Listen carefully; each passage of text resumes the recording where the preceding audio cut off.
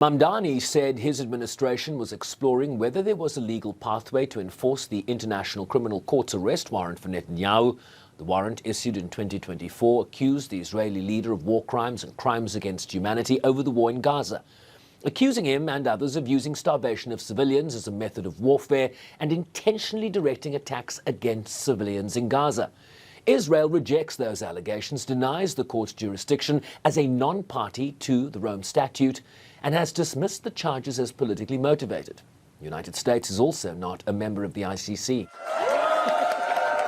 But that has not appeared to deter Mamdani. He says his legal team is examining what authority, if any, the city possesses under New York law, stressing that any decision would be guided by legal advice rather than politics.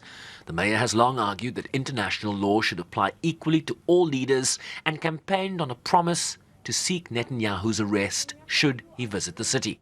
When it comes to Benjamin Netanyahu, we're speaking about someone who's the subject of an international criminal court arrest warrant. And he's the subject of this arrest warrant for alleged crimes against humanity, for war crimes, and he's the architect of the genocide against Palestinians in Gaza as Israel's prime minister. These are not facts of my personal assessment, they are facts of public record. And I believe that when someone is charged with an international criminal court warrant, it's something that should be taken seriously, whether it's Benjamin Netanyahu or it's Vladimir Putin or whomever else. What I've also made clear is that my administration will follow all applicable local laws.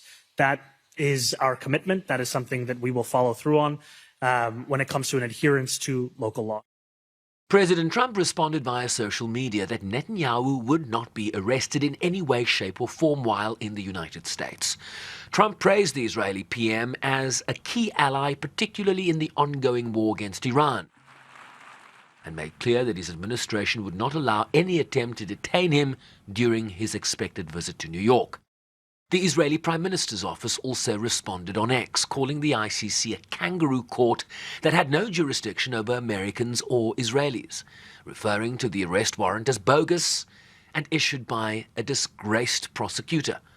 Views echoed by Israel's envoy to the United Nations, curiously during the General Assembly's commemoration of Nelson Mandela International Day on Monday. The same mayor who continues to fuel anti-Semitism across New York.